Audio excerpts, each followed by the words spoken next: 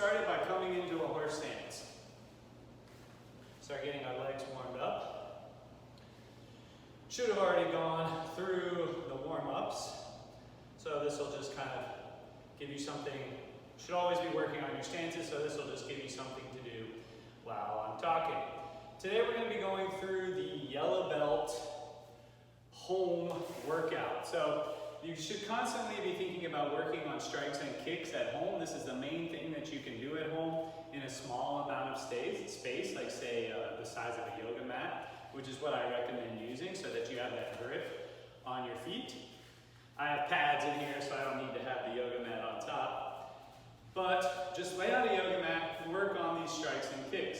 So the yellow belt, you know, each time that you get to a new belt, you start seeing slightly more and more complicated techniques.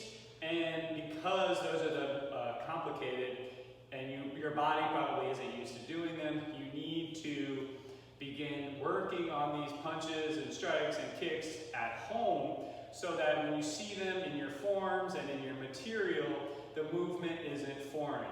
As always, when you're doing a new technique, start slow, fluid, and loose so that you're not using a bunch of extra tight muscles that are actually inhibiting you from doing the technique.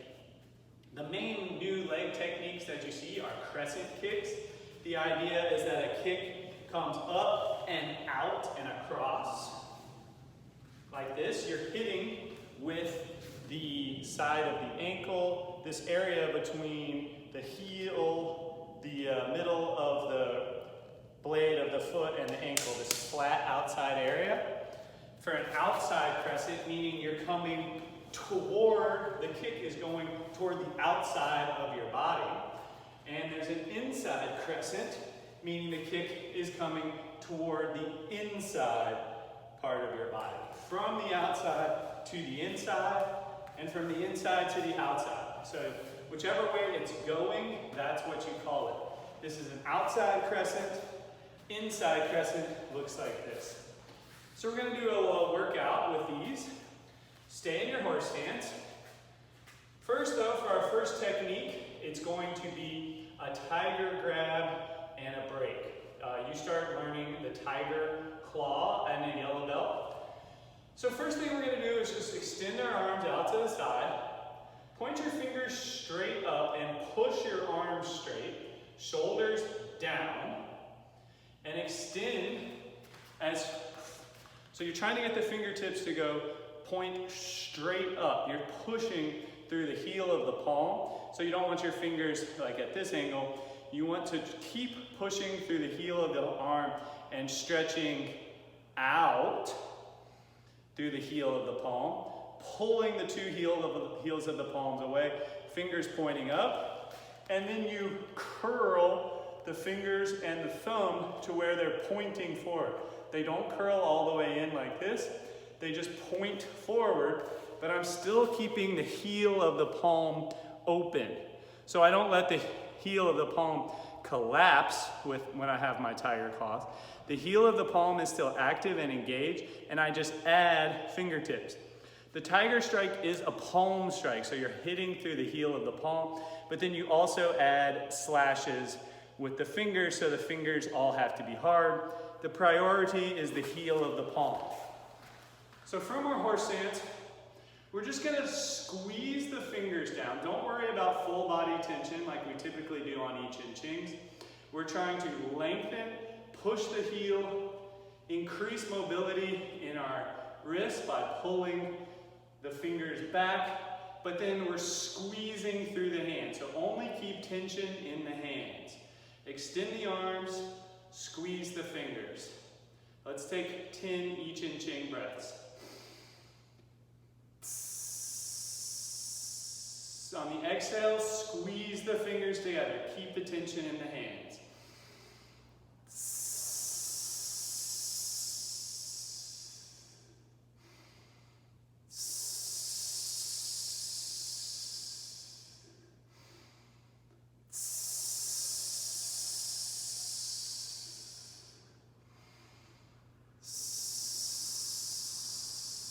Keep elongating out.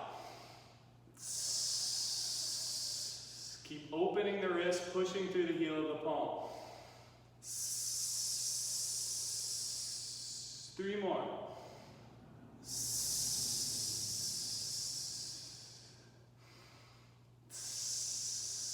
Fingers are active.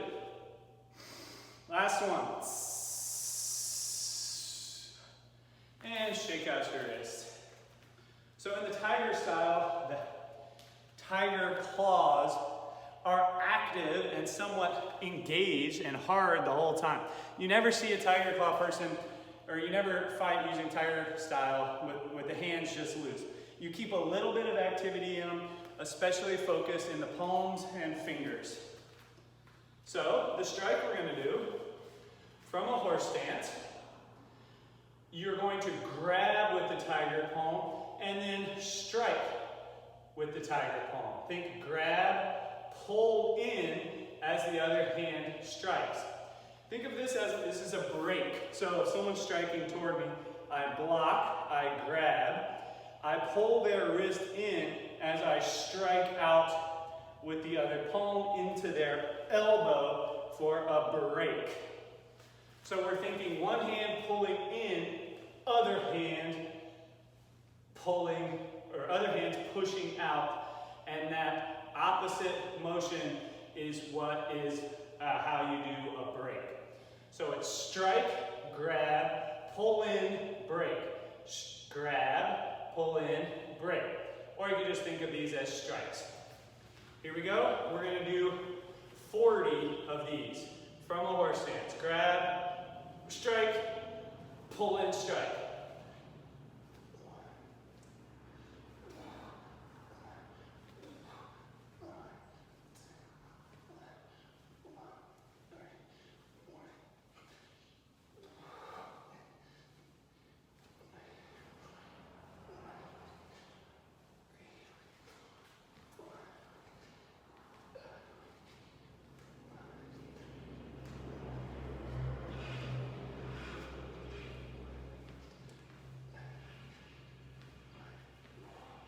All right, shake that out.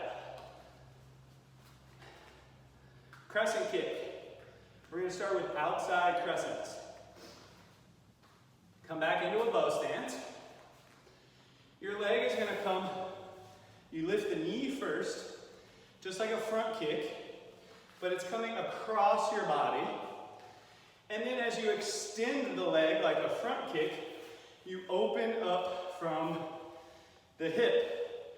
So it's like a front kick where you move the hip open so that the kick, as it snaps out, it's also snapping across. So facing forward, it would look like this. So it comes across. Again, you have to keep your foot active. You don't have a loose foot. If you hit something with a loose foot, you're probably going to hurt one of your joints. You need to keep it active. If you need to, maybe pull your toes back so that you can keep your foot somewhat engaged. Push out through the heel, pull the toes back, just like a front kick, but this comes across and we're hitting with the outside heel. We're going to do 10 on each leg. I'll turn sideways, so if you have a yoga mat, it should be sideways. You do your strikes on the long side, and then you turn the skinny way for your kicks. Arms up. 1, 2, 3, 4, 5, 6, 7, 8, 9, 10. Bring the other leg back. If you want to, you can also have a hand extended that you're kicking into as a target, if that helps. But it's not totally necessary. Arms up. 1, 2, 3, 4, 5, 6, 7, 8, 9, and 10. Shake that out. Okay? Now, Next strike we're going to look at involves the hook hand, or the bird's beak. So the bird's beak, so just like before with the tiger claw, where you grab, maybe you went to strike, they block, then you grab that blocking arm. Hook hand is the same thing. Say you strike forward, they block it, you just hook the hand over, so you're not grabbing with the fingers, you just hook and pull that hand out of the way, blocking hand, and strike in again. So that's what we're going to be doing. This hook hand is also called a bird's beak. So you can see it kind of looks like a bird. The two pointer and middle finger are connected to the thumb, and the third finger comes into the side, and the pinky finger tucks in underneath. You're basically creating a flat surface that you can use to strike forward, or in this scenario, we're using it as a hook. You hook over their arm and pull in. So since last time we worked the wrist pulled back, creating mobility, opening the wrist, now we want to practice opening the wrist on the other side, pulling the bird beak in as close as you can. So from a horse stance, hook your hands out, pull it as close to your forearm as you can. So have your forearms upright, hooks pulled in, and engage. And let's do 10 breaths. Each exhale, you try to pull the fingers closer to the forearms.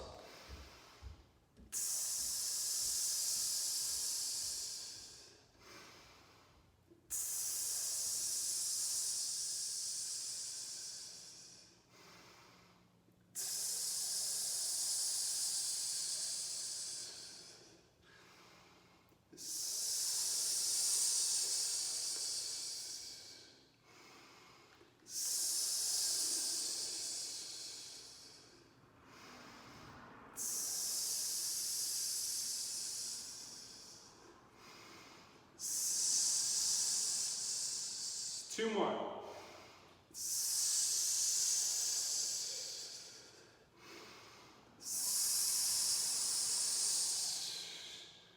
Shake it out.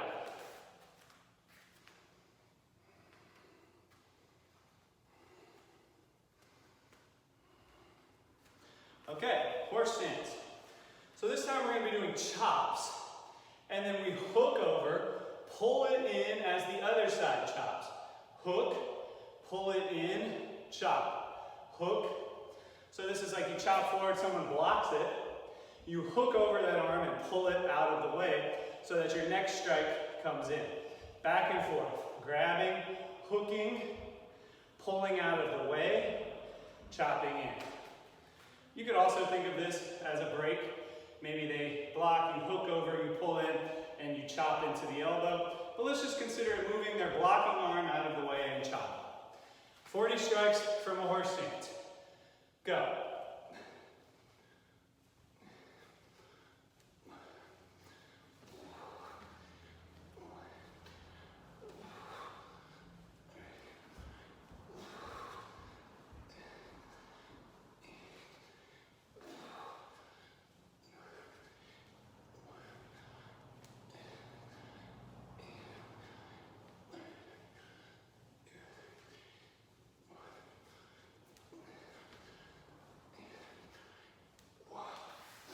Shake it out.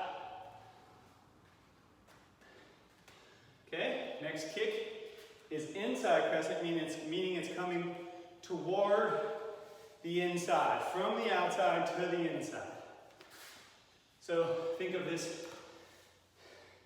you're hitting again with the heel, ankle, arch of the foot, this flat area in between those. And again, keep the foot active.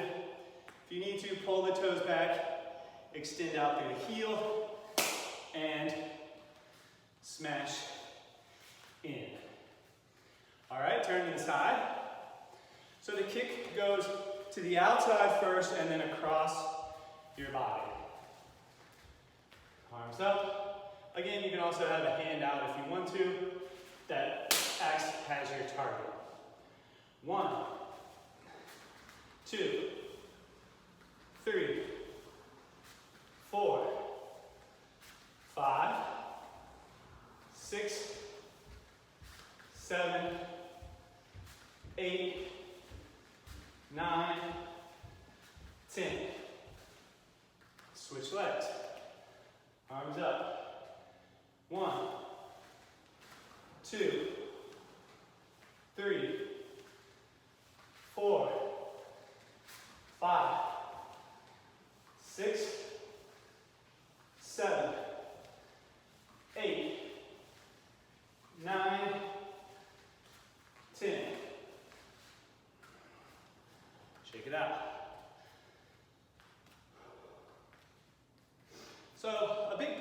getting these crescent kicks is increasing hip and groin mobility. If you can't open the hip out to the side without pulling this, if your groin's tight, you'll pull this other leg in with you. You'll lose your root, you'll hurt your knee. You need to be able to open the knees far apart from each other. So just as a simple exercise, bend down, bring this leg. I want us to try to open the knee up and out to the side, and then come back down. Lift, stay on your root, open up, lift the knee as high as you can and out to the side, and bring it back down on the toes.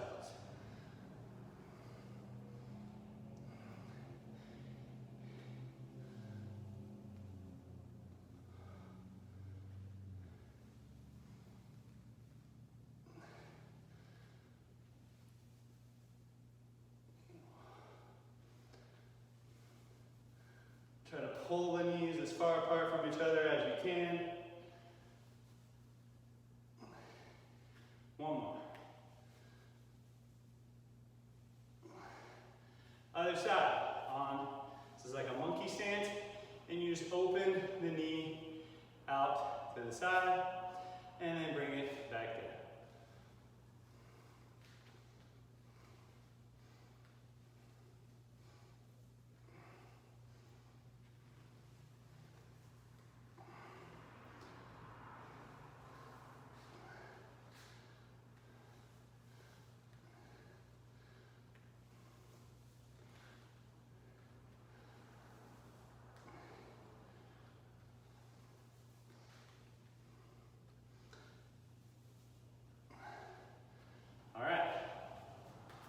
Final set, it's going to be a double leg set.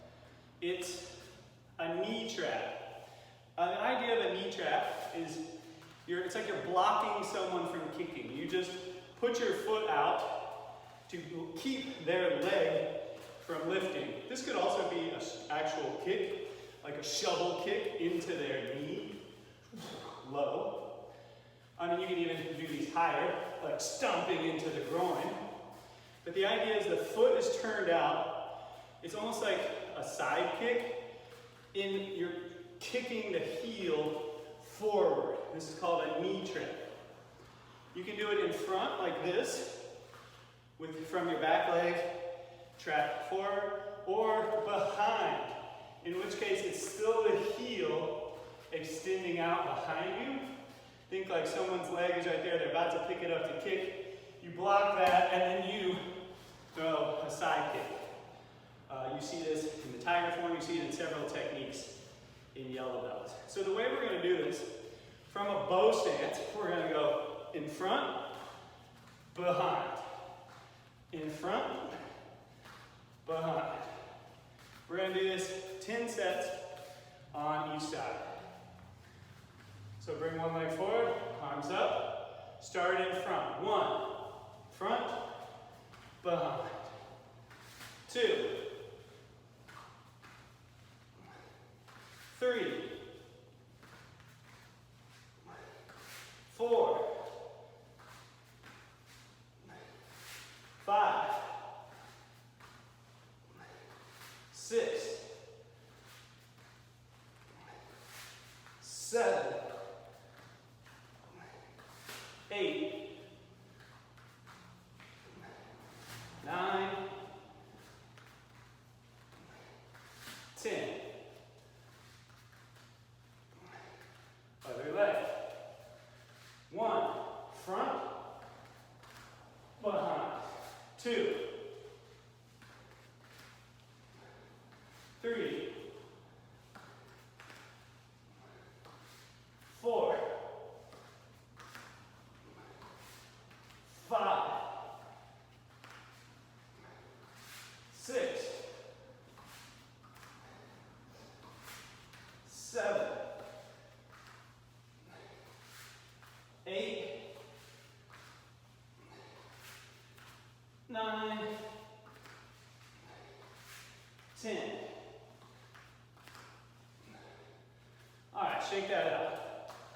So that's the yellow belt new skills home workout. Do that as often as you can. Even if you're more advanced than the yellow belt, you need to get these basics down. If you're a yellow belt, this is your homework. Do this as often as you can. And make sure you do the cool downs and stretching after this to really help get the groin and hips more flexible so that these kicks will have more range. Thank you very much.